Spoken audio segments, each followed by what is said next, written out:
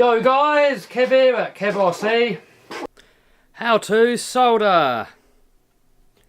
Right guys, you're going to want a soldering iron.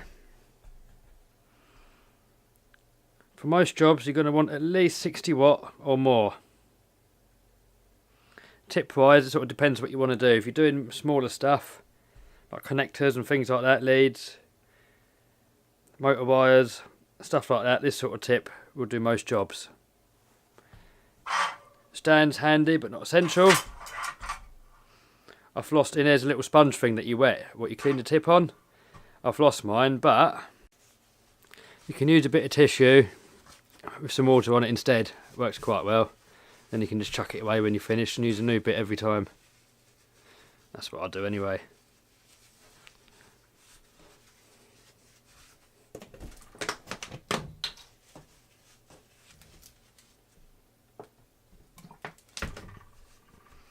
Make sure the whole thing's wet, otherwise the soldering iron will burn it.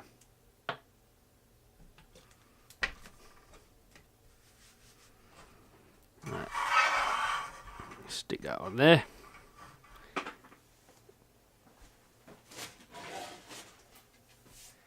It's also worth putting something down on your bench if you don't want to burn it. I've got an old bit of wood here what I do my soldering on, so I'm just going to pop it on here. You want to get yourself some solder. Lead or lead free, both works well. Leaded solder works a little bit nicer, but lead free is not as bad for your health. This one here is lead free, but I use both. Whatever I've got is what I use. I wouldn't worry too much. When your soldering iron's nicely heated up, make sure you clean the tip. And you can use that bit of paper there with water on it. Just give that a wipe off like that. And then get yourself a little bit of solder and just tin the end of the iron. And do that just before you're about to solder. Right, so that's the soldering iron prepared. Next,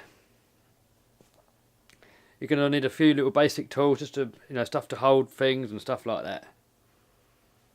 So you can use pliers, or these are sort of ball link pliers. Normal pliers, one of these helping hand things, but I don't know, I don't use this one that often because it's not that heavy and it's a bit fiddly, and I don't know, I don't normally use it. I have used it before but not that often. If you do use one of these or anything else with these crocodile clips, see, that's just gone loose. That was tight a minute ago, now it's gone bleh. And that's what I find always happens when I'm trying to solder with it. It's on these jaws here.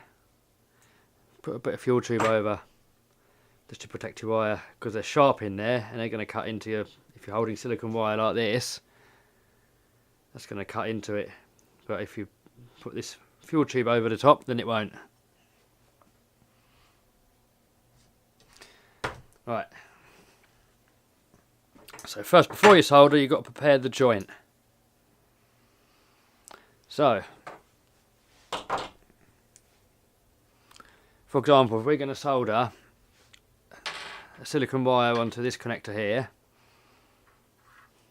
first strip your silicone wire. You can get some proper wire strippers, but I'm just trying to make do with tools I've just got laying around, because that's probably what you guys have got as well. So you don't have to go out and buy all this fancy stuff, you can just make do with what you got. Try not to cut into and damage the strands. If you cut any off, that's going to limit your current flow, and it make the wires heat up, and then the solder melt on the connector. So if you cut any more than one or two of them little strands off, then I'd redo it and do it again. Right, so after you've got that cut off, give it a little bit of twinage like that.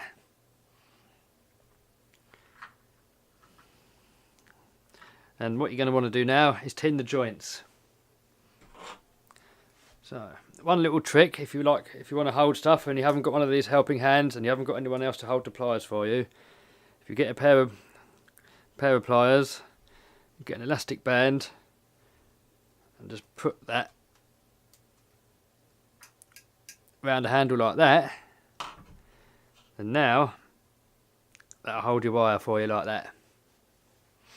The one thing worth mentioning is if you were to solder this in the upright position like this, you're going to find that you're piling on the solder, and then the solder will travel down the wire and it'll go hard all the way down there, and you don't really want that happening too much. So always try and solder in this or this position if you can. You know, sometimes you have to do it like that and there's no way around it, but if you can, try and do it laying flat.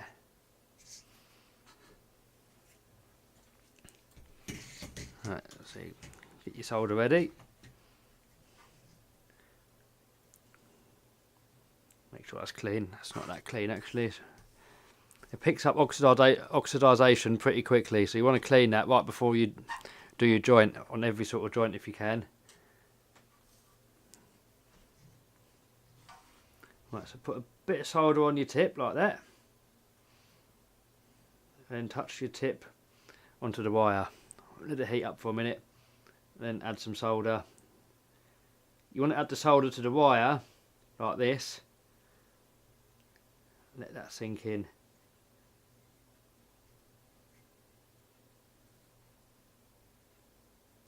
You can turn it over, make sure you've got both sides. That's already got through and got most of it, but let's give it a little bit more.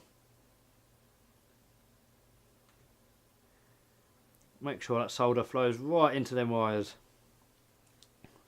Right, that's that one done.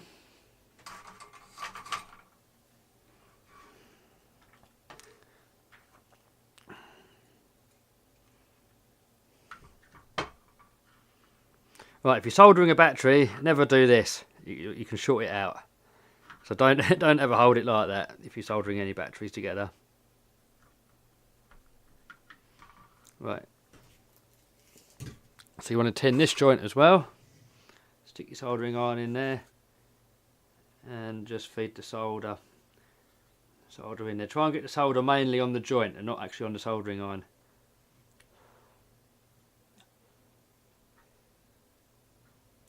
Nice bit of solder in there like that.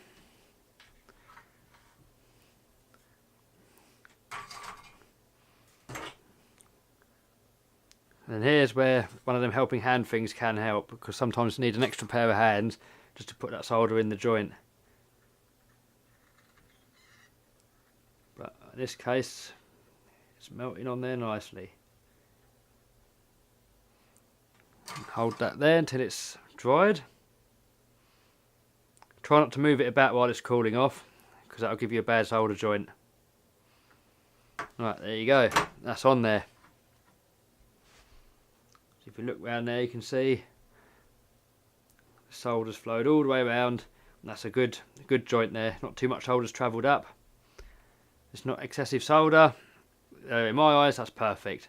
Any professionals out there will probably criticise. If you've got any criticisms, however you say it, then leave me some comments in the description. You know, I'm still learning how to do things. You know, it's all a big journey learning stuff. So if I'm doing it wrong, let me know, and I'll learn it the proper way and make another video. But this is how I've been doing it all my life, and it seems to work. Right, I hope you found this video useful.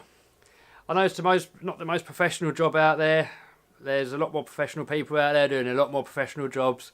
So if you want to learn how to do it professionally, watch them videos. But for the rest of us that just got a connector and a bit of wire and you want to join them together and it works, do it this way. So if you like my video, give me a thumbs up and subscribe. If you didn't like it, give me 2 thumbs down. Nice one. See you later.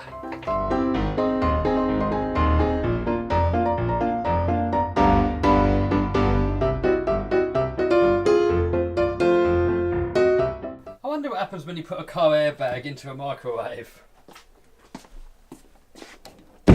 Alright, that's going.